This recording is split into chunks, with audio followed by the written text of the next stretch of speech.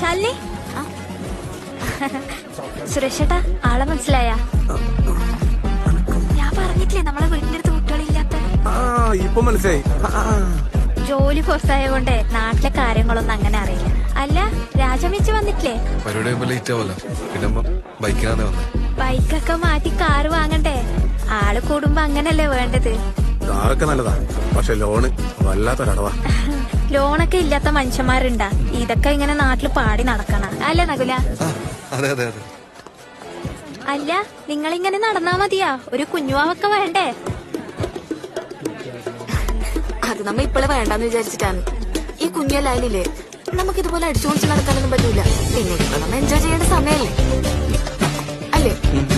ശരിയാ.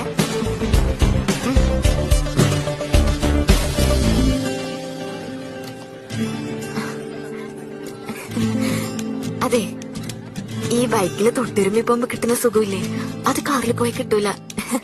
അതാണേ.